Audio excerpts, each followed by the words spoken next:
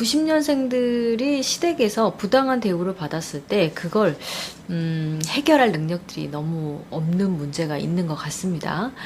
특히 아내는 시어머니 행동이 문제라고 생각을 하는데 남편은 그게 왜 문제인지 이해하지 못하는 일들이 아직도 굉장히 많습니다.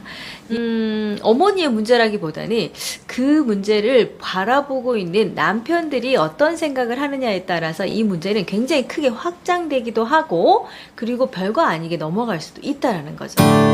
결혼해가지고 딱 며느리가 되면 넌 며느리니까. 진심인지 아닌지 너무 궁금해요.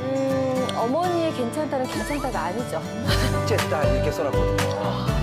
이건 뭘까요? 짝퉁이라고 볼 수 있습니다.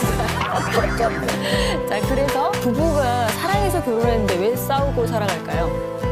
또 사랑을 어떻게 할까요? 남편이 그 다음날 아침에 쌀 다시 써놓고 급격하게 그 부부관계가 좋아졌어요.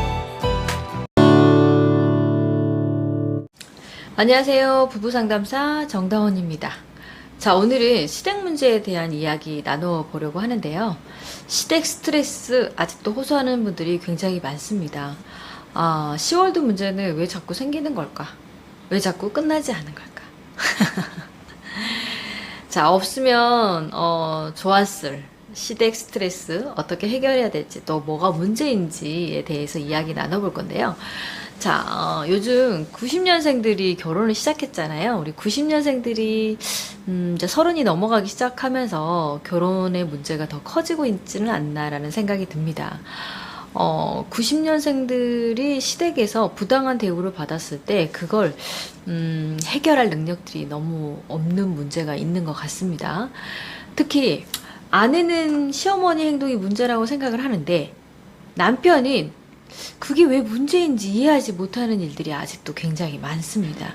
예를 들자면 결혼을 할 때 너는 우리 집에 시집 오는 며느리니 우리 가족들, 친지들에게 뭔가 대접을 해야 돼 라고 얘기를 하죠. 근데 이제 결혼의 문화를 보면 우리가 뭐 패백을 드린다 그러잖아요. 패백 드릴 때 인사도 드리고 또 뭐 이바지 음식, 그러니까 며느리가 되어서 가족들이, 친지들이 먹을 수 있는 음식들을 준비한다던가 막 이런 일들이 굉장히 많아요. 이바지 음식이라고 표현을 하죠. 근데 그런 것도 요즘에는 문화가 많이 생략되기도 했지만 아직까지도 전통처럼 지켜오는 것들이 있습니다. 저는 그게 뭐 좋다, 나쁘다, 해야 된다, 하지 않아야 된다, 이런 얘기를 하고 싶지는 않아요. 다만, 그런 걸 준비하는 건 전통이니까 할 수 있다고 쳐요. 하지만 그 내면에서 뉘앙스, 느낌, 분위기, 이게 뭐가 문제냐면, 너는 우리 집에 시집 온 며느리야. 이게 옛날 말이 뭐라 그래요? 시집 갈 때? 너는 그 집의 귀신이 되어야 된다, 막 이런 얘기 하잖아요. 그쵸?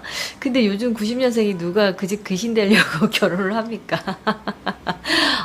말도 안 되는 일이라고 볼 수 있죠. 근데 저는 어머니 세대와 저희 세대가 다르기 때문에 어머니들이 그렇게 부당하게 요구하는 거, 물론 며느리가 봤을 땐 부당한 거고 어머님이 보셨을 때는 당연하다고 생각하는 행동들을 했을 때 어머니의 문제라기보다는 그 문제를 바라보고 있는 남편들이 어떤 생각을 하느냐에 따라서 이 문제는 굉장히 크게 확장되기도 하고, 그리고 별거 아니게 넘어갈 수도 있다라는 거죠. 그걸 어떻게 생각을 해야 될까요?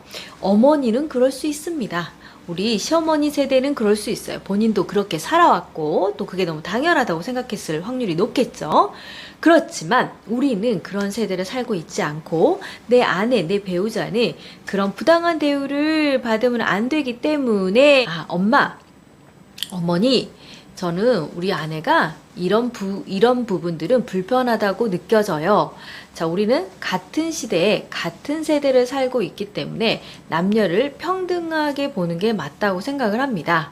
또 이제 평등 문제 들어가면 이제 젠더 갈등이다, 뭐다, 이제 페미니즘이다, 막 이런 얘기를 되게 많이 하는데, 저는 그런 남녀 평등을 얘기하지는 않습니다. 저는 남녀가 평등하면 안 된다고 생각해요. 왜냐하면 남자와 여자와 몸이 다른데 어떻게 똑같은 걸 할 수가 있겠어요. 근데 그건 나중에 다시 한번 얘기하도록 하고, 그러니까 뭔가 며느리기 때문에 사위였을 때 하지 않아도 되는 일들을 며느리니까 때문에 해야 된다. 요거는 또 큰 문제가 될 수 있겠죠. 그렇기 때문에 이 마음이라던가 마음을 쓰는 거에 따라서는 큰 문제로 발전할 수도 있고 작은 문제로 작게 만들어질 수도 있어요.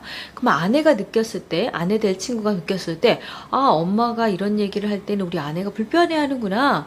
근데 그거를 불편하겠구나라고 생각하는 게 아니고 어떻게 생각해요? 별것도 아닌데 그 정도도 해줄 수도 있잖아. 야, 나를 위해서 그 정도도 못해줘? 이런 태도적인 문제가 큰 문제로 발생할 수 있다는 거죠. 자, 아내든 내 여자친구든 아마 시댁에 대한 문제들을 문제로 생각하고 인지했다. 이러면 이걸 확장시키지 않으려면 우리 남편들, 남자친구들이 스탑할 수 있도록 도와주시는 게 중요합니다. 아시겠죠?